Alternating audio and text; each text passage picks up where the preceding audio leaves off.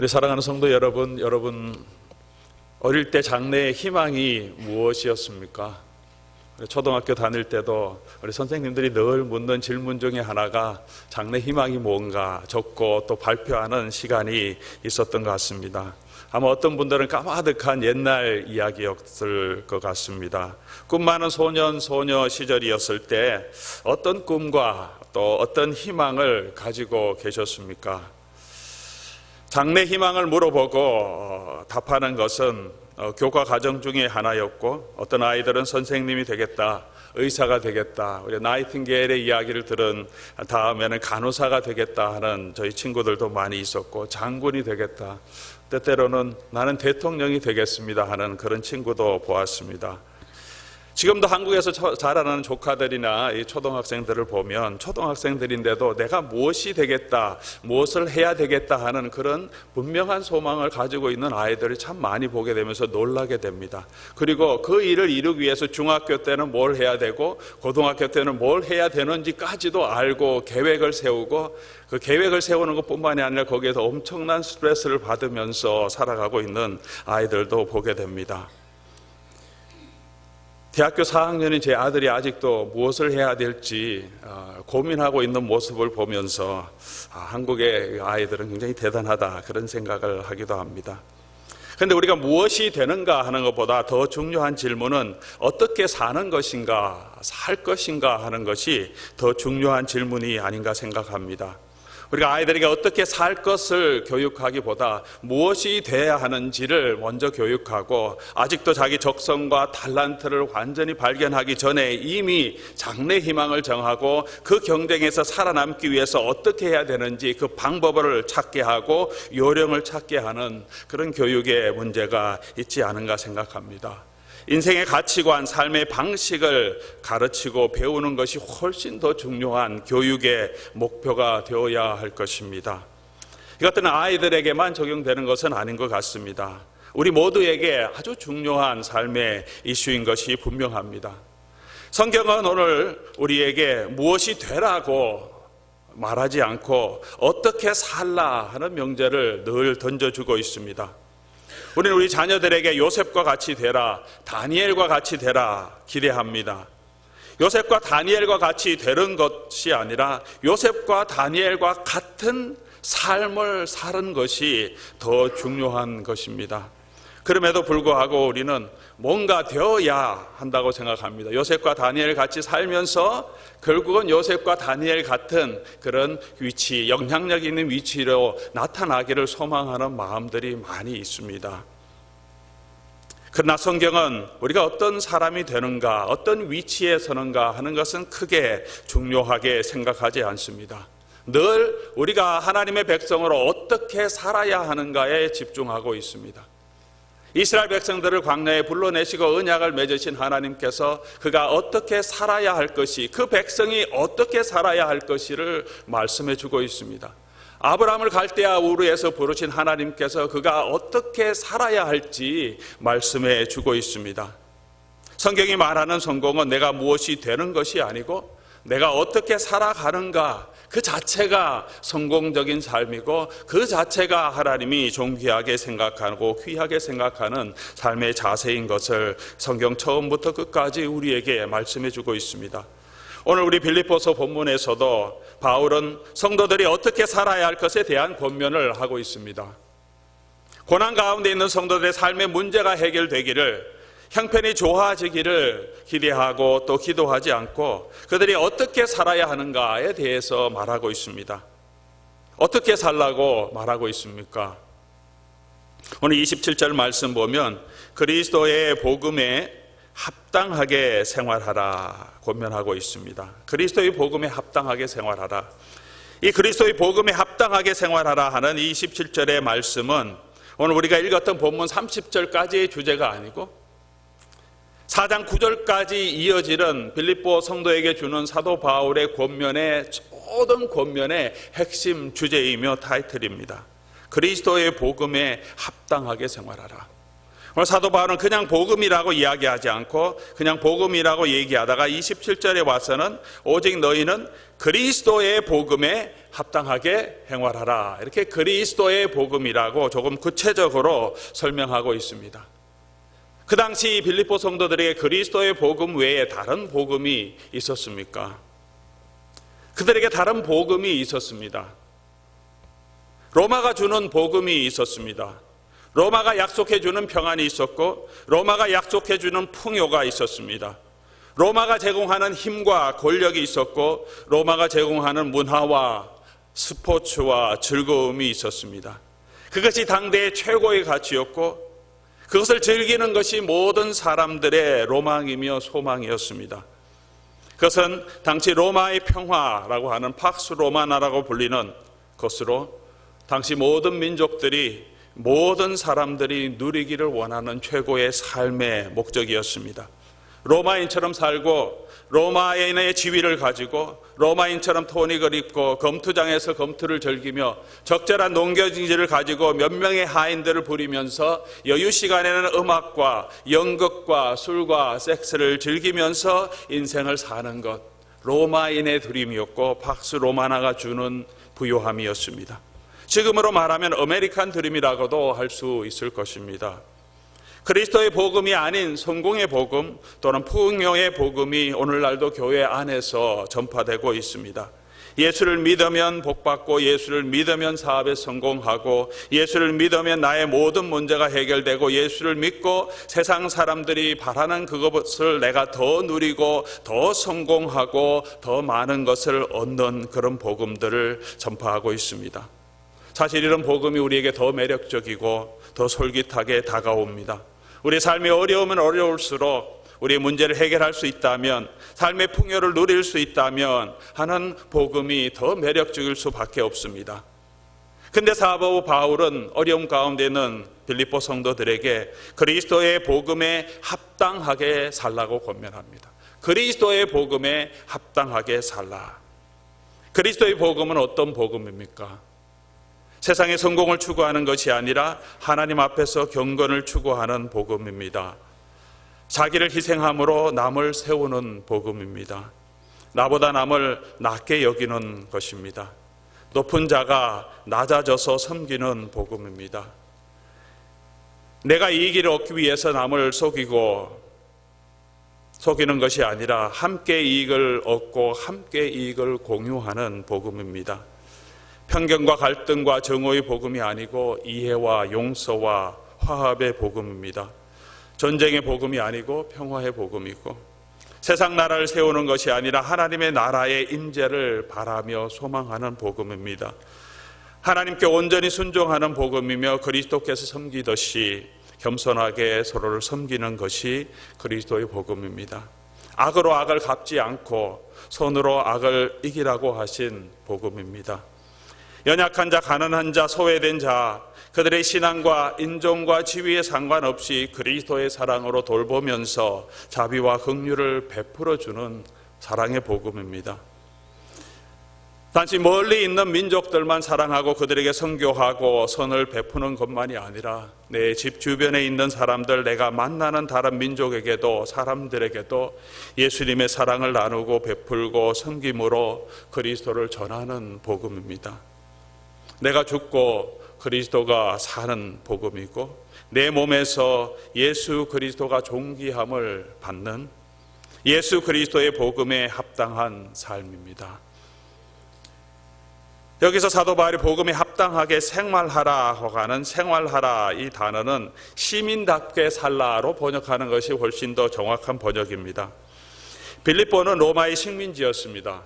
로마 지역, 이탈리아에 있는 로마의 본토는 아니지만 식민지라고 하는 것은 로마가 지배하면서 그곳에 사는 사람들이 로마인과 같은 지위를 가지고 살 수 있도록 로마의 콜로니가 된 것입니다. 로마의 시민이라는 것은 당시에 엄청난 자부심을 가져다 주는 것이었습니다. 지금도 미국인들이 미국 시민인 것을 미국에서도 그렇고 또 외국에 나가서도 많이 자부심을 가지고 있습니다. 이런 말이 있습니다. 세 가지 말을 하는 사람은 트라이링고, 삼중 언어자라 그러고, 두 가지 언어를 하는 사람은 바이링고, 이중 언어자라 그러고, 한 가지 언어를 말하는 사람은 아메리칸이라 그렇게 말한다고 합니다. 영어밖에 못하는 사람은 미국 사람밖에 없다고 합니다. 어떤 나라 사람들이든지 한국인이든 중국 사람이든 적어도 자기 나라 언어와 그 다음에 영어는 어느 정도 할 줄 압니다. 또 다른 언어를 할 줄 압니다. 살아가기 때문에 다른 사람과 함께 교류해야 되기 때문에 그렇습니다. 그런데 미국 사람들은 어디 가든지 당연하게 영어를 합니다. 영어를 못 알아들으면 그 사람의 책임이라고 할 정도로 당당하게 영어로 계속 이야기하는 모습을 너무나 많이 보았습니다. 아마 미국인이 가지고 있는 자부심이 아닌가 생각합니다. 바울은 그리스도의 복음에 합당한 시민으로 살아가라고 이 빌립보 성도들을 권면합니다. 미국인으로 또는 로마인으로 자부심을 가지고 당당하게 살아가는 그런 빌립보 사람들을, 또 그런 문화 가운데 살고 있는 성도들에게 여러분은 로마의 시민의 자격을 가지고 로마의 시민처럼 사는 것이 아니라 여러분은 하나님 나라의 시민으로, 천국의 시민으로, 그렇게 천국의 시민으로 합당하게 살아가라고 지금 권면하고 있는 것입니다. 빌립보서 3장 20절에 그러나 우리의 시민권은 하늘에 있는지라 거기로부터 구원하는 자 곧 주 예수 그리스도를 기다리노니라고 사도 바울은 말하고 있습니다. 그들이 로마의 시민이었던 아니면 종이었던, 그곳에 있는 관리였던 사업가였던 상관이 없이 모든 성도들은 하나님 나라의 천국의 시민권자로, 천국이 우리의 본향이고 이제 빌립보에 있는 성도들은 천국 콜로니의 백성으로서 빌립보에 살고 있지만 그곳에는 천국 시민으로서 그 땅에 살아가라, 그렇게 우리에게 권면하고 또 빌립보 성도들에게 권면하고 있습니다. 같은 동일한 시대에 동일한 장소에 빌립보 성도들이 다른 믿지 않는 사람과 살고 있고 로마의 시민과 살고 있지만 그들은 빌립보 사람으로서, 로마인으로서 살아가는 것이 아니라 하나님의 나라의 시민으로서 거기에 합당하게 생활하라고 합니다. 우리가 지금 미국이라는 공간에 다른 사람들과 함께 살고 있지만 미국 시민으로 합당하게 살아가고 한국 시민으로, 한국 사람으로 살아가는 것이 아니라 가장 먼저 나타나야 할 우리의 삶의 방식은 하나님 나라의 천국의 시민으로 살아가라, 천국의 시민답게 살아가라, 그렇게 사도 바울은 우리에게 권면해 주고 있습니다. 아마 여러분 미국 생활하신 지 오래되신 분이 우리 교회에 많습니다. 30년, 20년 이상 되신 분들이 많습니다. 미국에서 30년 살았음에도 불구하고 어떤 분들은 말합니다. 당신은 30년 살았지만 여전히 속과 겉이 전부 한국 사람이다, 그렇게 말하는 사람들도 있습니다. 어떤 분들은 미국에 오래 살았기 때문에 겉은 한국 사람인데 속은 많이 미국화되었다, 그렇게 평가하는 사람도 있습니다. 이것도 저것도 아니고 어떤 때는 한국 사람 특징이 나타났다가 또 어떤 때는 미국 사람의 생활 특징이 나타나는 어중간한 사람도 있습니다. 한국 사람, 미국 사람이 아닌 저와 여러분의 삶을 통하여서 저 사람은 천국 시민이구나, 천국 시민의 모습이 나타나는구나, 한국 사람의 냄새가 나타나고 좀 미국 스타일의 1.5세의 냄새가 나는 것이 아니라 사람을 볼 때 이 사람은 천국 백성의 모습이 나타나는구나, 저 사람 좀 다르네, 그런 우리의 삶의 모습이 있어야 된다고 사도 바울은 권면하고 있습니다. 왜 성경에서 우리가 어떤 사람이 되라는 말이 없고 어떻게 살아야 한다는 권면만 있는지 아십니까? 왜냐하면 성도는 이미 그리스도 안에서 새로운 신분을 얻은 자이기 때문입니다. 그것은 하나님이 은혜로 저와 여러분에게 주시는 것입니다. 우린 세상에서 비교할 수 없는, 로마의 시민권과 비교할 수 없는 천국의 시민권을 하나님이 은혜로 우리에게 주셨습니다. 세상에서 성공할 수 있는 그 어떤 성공보다 더 큰 성공을 이미 하나님께서 저와 여러분에게 허락해 주셨고, 세상에서 누릴 수 있는 그 어떤 부여보다 더 큰 부여 하나님께서 저와 여러분에게 이미 허락해 주셨고, 그 어떤 명예보다 더 큰 명예를 하나님의 백성이 되고 왕같은 제사장이 되도록 하나님께서 이미 저와 여러분을 만들어 주셨습니다. 예수 그리스도의 신부로 삼아 주시고 하나님 나라를 상속할 수 있는 그런 상속자가 되게 해 주셨습니다.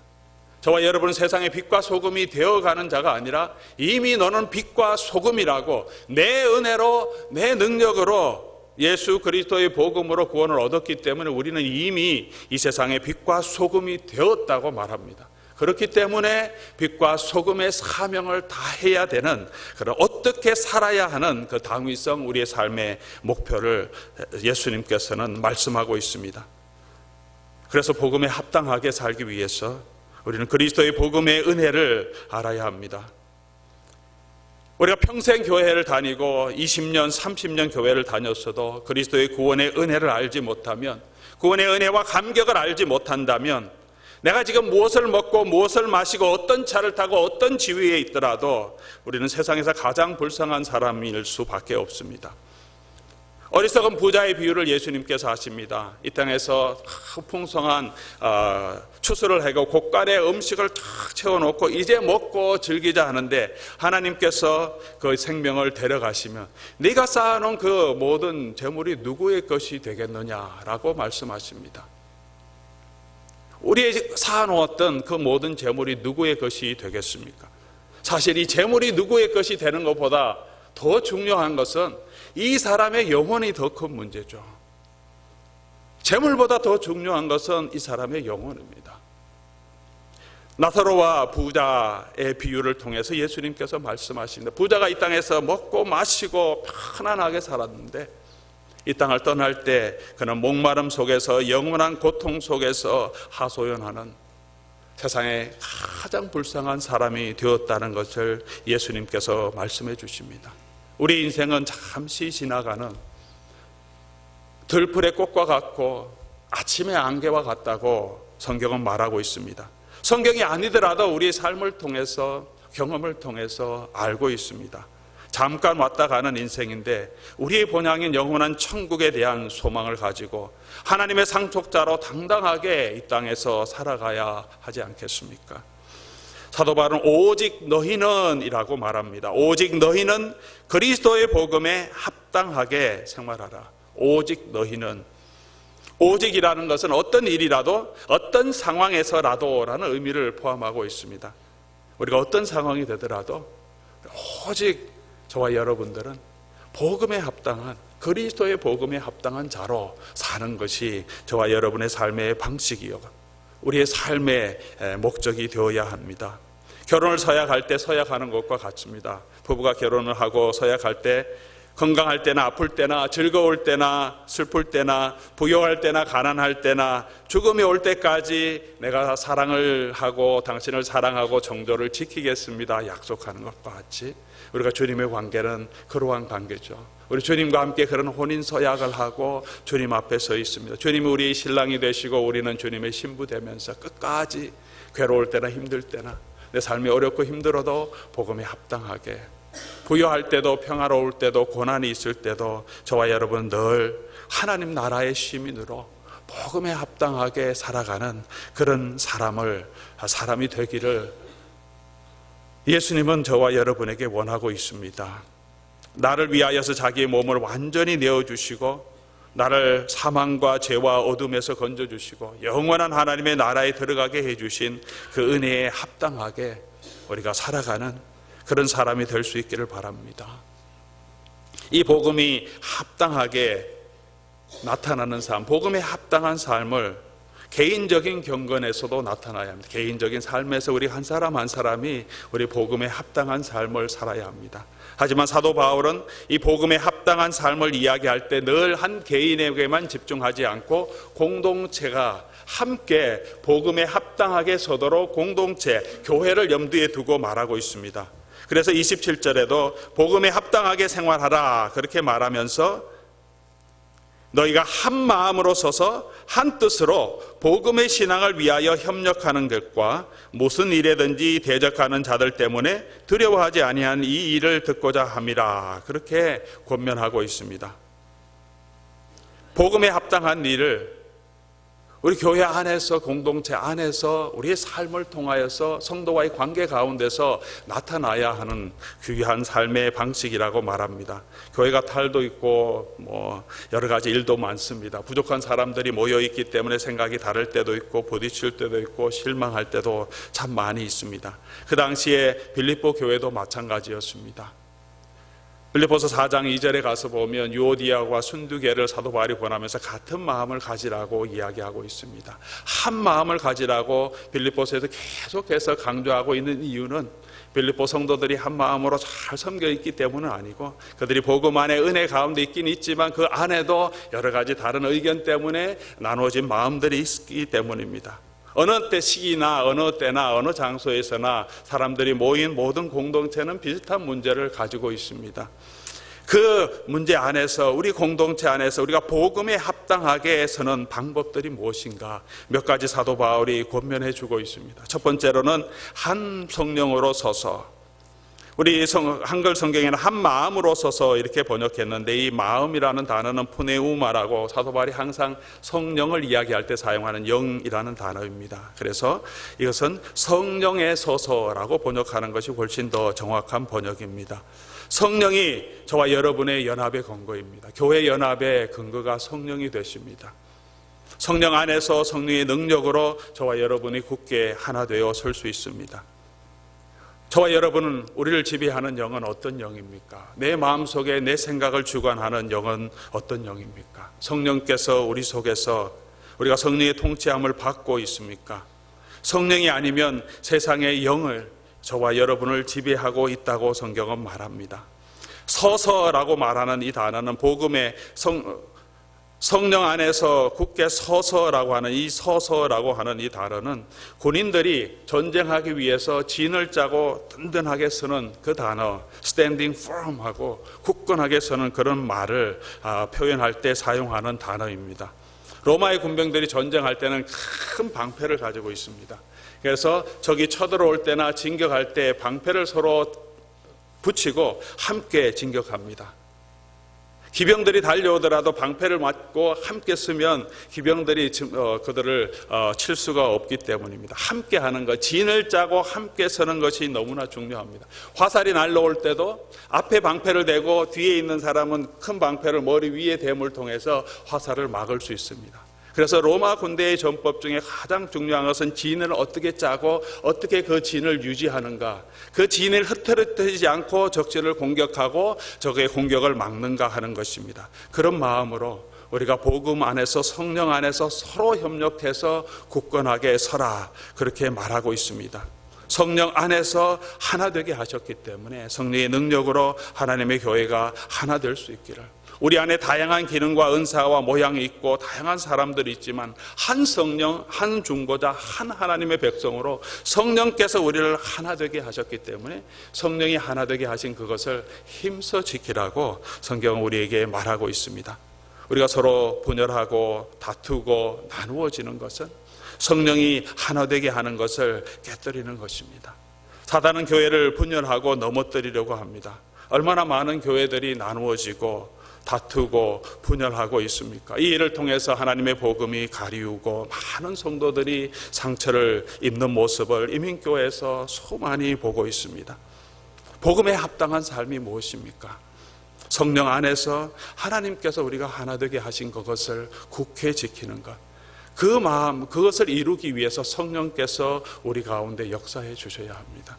우리의 능력으로 할 수 없기 때문에, 연약한 우리의 힘으로 할 수 없기 때문에 우리가 성령께 우리 자신을 맡기고 기도하며 성령의 능력을 구해야 합니다.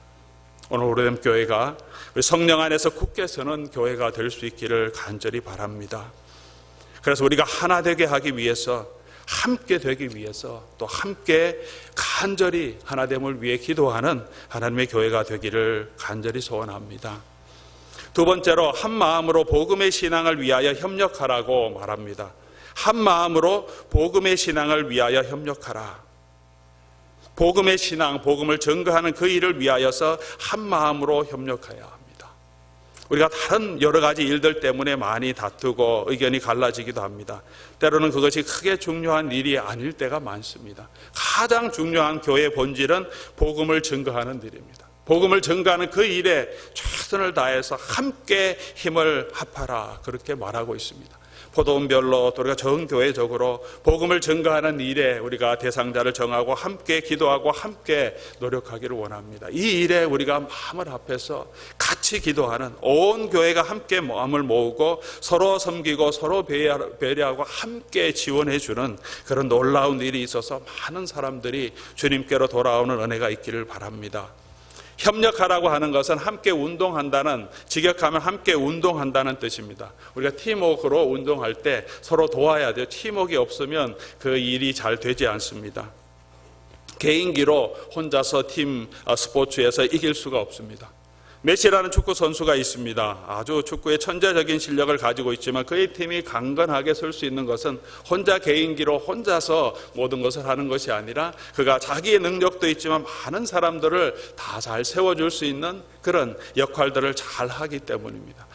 어떤 단체든지 어떤 팀이든지 함께 협력할 때 큰 능력과 파워를 나타나게 됩니다. 오늘 사도 바울은 빌립보 성도들을 향하여서 너희가 한 마음으로 복음의 신앙을 위하여 굳건하게 서로 좋은 팀워크를 이루어 가라, 그렇게 권면하고 있습니다.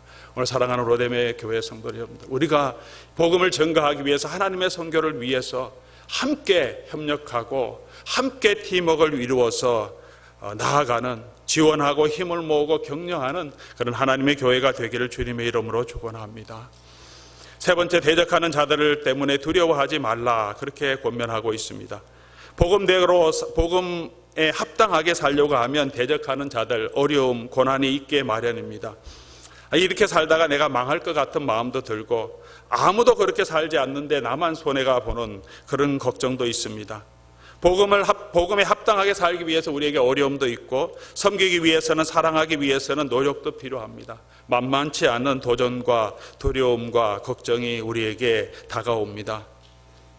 예수를 믿는데 복음에 합당하게 생활하려고 하는데 그렇게 노력한다고 모든 일이 늘 다 형통하게 이루어지는 것은 아니라는 것입니다. 대적하는 자들이 있고 핍박하는 자들이 있고 힘든 일이 있고 고난이 저와 여러분에게 주어질 수 있다고 말합니다. 그것을 알고 두려워하지 말라고 사도 바울은 말합니다. 때로는 우리 마음에 이런 마음이 들 때가 있습니다. 내가 예수를 믿고 이렇게 섬기는데 왜 이렇게 잘 되는 게 없는가? 믿는데 되는 게 없어 라는 그런 실망감이 들 때도 있습니다. 노력하는데 내 삶은 왜 이렇게 어려운가 하는 생각이 들 때도 있습니다. 예수를 믿기 때문에 못하는 것도 있어야 합니다. 예수를 믿기 때문에 안 되는 것도 있어야 합니다. 예수를 믿기 때문에 내가 수고해야 하는 것도 있어야 합니다. 내가 예수 믿기 때문에 내가 덕을 보는 것이 아니라 다른 사람이 덕을 보는 일들이 저와 여러분에게 있어야 합니다.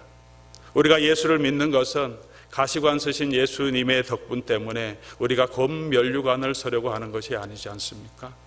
가시면류관 쓰신 그 예수님을 따라서 저와 여러분도 주님이 가신 그 길을 가도록 주님께서 불러주셨습니다.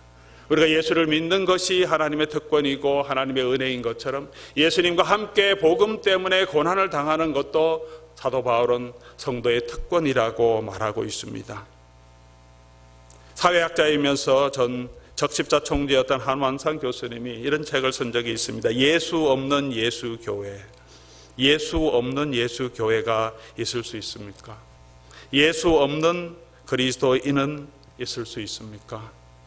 예수를 믿는다고 하는데 예수를 믿는다는 나의 그냥 주장만이 아니라 내 삶에서 예수님의 고난의 흔적, 예수 그리스도의 복음에 합당한 삶의 자취들이 저와 여러분에게 나타나고 있습니까? 우리가 당하는 고난은, 복음 때문에 당하는 고난은 실패의 상징이 아니라 사도 바울은 분명하게 말하기를 그리스도인의 승리의 상징이고 구원의 확신이라고 말하고 있습니다. 내가 지금 복음 때문에 당하는 고난이 있다면 이미 대적들은 틀렸고 나는 옳다는 것을 하나님께서 증명해 주시는 것이라고 말합니다. 왜냐하면 저와 여러분이 그리스도의 고난에 동참하고 있었기 때문에 반드시 하나님께서 그리스도의 영광과 부활에 하나님께서 우리를 이끌어 가시기 때문입니다. 십자가를 피하는 것이 복음이 아니고 십자가를 지는 것이 복음입니다.